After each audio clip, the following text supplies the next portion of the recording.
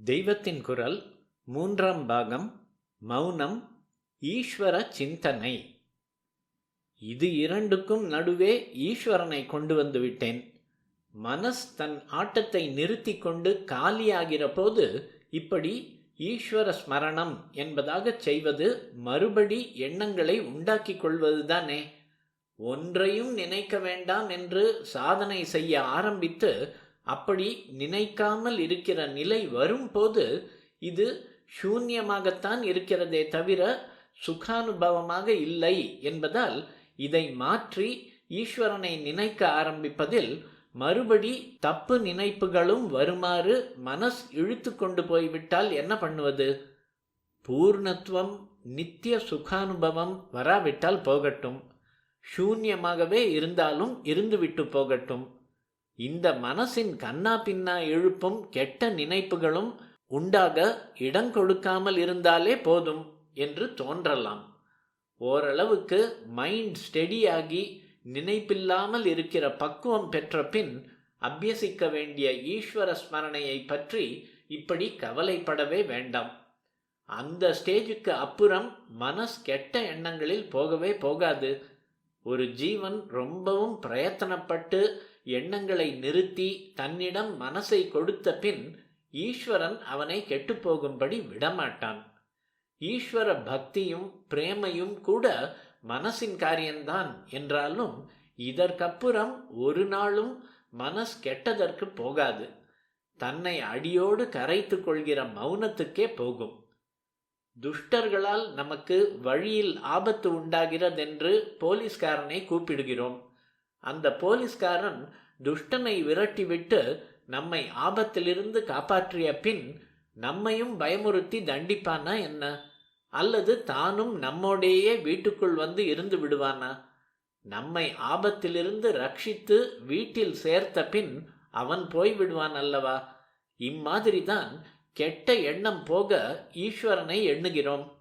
இந்த ஸ்மரணையாவது கெட்டதை விரட்டிவிட்டு நம்மை அறம், பொருள், இன்பம், வீடு என்பதில் வீடு என்கிறார்களே அதில் சேர்த்துவிட்டு தானும் போய்விடும். மனசை வைத்துக்கொண்டு ஆரம்பிக்கும் பக்தி மனசு அற்று போகும் ஞானத்தில் கொண்டு விட்டுவிடும்.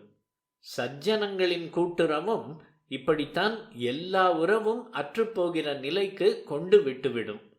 ஒரு விதமான பற்றும் இல்லாமல் இருக்க வேண்டும் என்றால் அது உடனே சாத்தியமாய் இல்லை. அதனால் கெட்ட சகவாசத்தை விட்டு சத்சங்கம் சேர வேண்டும். இதுவும் உறவுதான். ஆனால் ஒரு பழம் நன்றாக கனிந்த பின் தானாக இற்று விழுந்து விடுகிற மாதிரி இது ஒரு நாள் முடிந்துவிடும். இதைவிட உயர்ந்த ஏகாந்த அனுபவத்தில் சேர்ந்துவிடும். சத் சங்கத்வே நிஸ்ஸங்கத்வம் என்று ஆச்சாரியால் பஜகோவிந்தத்தில் சொல்கிறார். இப்படியே காட் தாட்டிலிருந்து நோ தாட் உண்டாகும். ஆனால் இது முதலில் இருந்த சூன்ய நோ தாட் இல்லை, பரிபூர்ண ஸ்திதி. தாட் எழுகிறதற்கு இடமே இல்லாமல் ஞானம் பூர்ணமாக ரொம்பிய நிலை. சத் சங்கம் என்பதற்கு இன்னொரு அர்த்தம் சொல்லலாம். சத் வஸ்து என்பது எக்காலும் மெய்ப்பொருளாய் இருக்கும் ஆத்மா ஒன்றுதான்.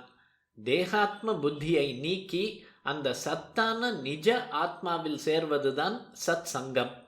சத்புருஷர்களின் சங்கத்தினால் ஏற்படும் நிஸ்ஸங்கத்துவம் கடைசியில் இந்த பெரிய சத்தின் சங்கத்தை தான் உண்டாக்கி தர வேண்டும்.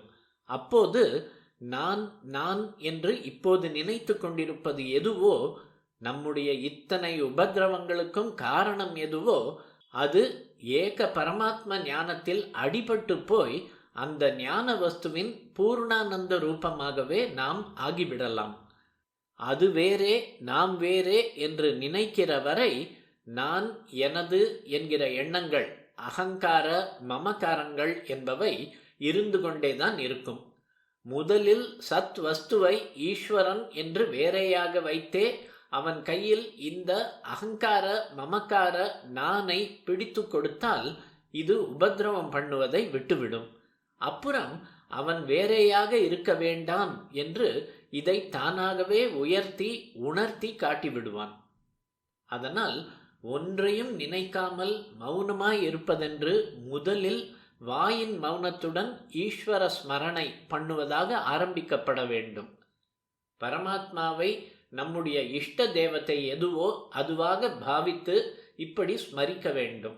சாக்ஷாத் பராசக்தியாகவோ உமா மகேஸ்வரனாகவோ லக்ஷ்மி நாராயணனாகவோ பாவித்து மௌனமாக தியானம் பண்ண வேண்டும். அதற்கு அப்புறம் இந்த நினைப்பும் போவது அந்த பராசக்தியின் அனுகிரகத்தால் நடக்க வேண்டிய போது நடக்கட்டும். மௌனமாக ஈஸ்வர ஸ்வரூப தியானமும் மனசுக்குள்ளேயே நாம ஜபமும் தான் நாம் செய்ய வேண்டியது. கண்டதை நினைத்து கொண்டிருப்பதிலிருந்து நேரே இப்படி ஈஸ்வர நினைப்புக்கு போனாலும் போகலாம். அல்லது எந்த நினைப்பும் வராமல் இருக்கும்படியாக கொஞ்சம் பழகி கொண்டு விட்டு அப்புறம் அது வெறும் ஜடஸ்திதியாக நின்று விடாமல் இருப்பதற்காக அந்த கட்டத்தில் ஈஸ்வர பரமாக நினைக்க ஆரம்பிக்கலாம். இந்த கட்டத்தில் அது கொஞ்சம் பலமாகவே ஈஸ்வரனிடம் ஒட்டிக்கொள்ள ஆரம்பிக்கும்.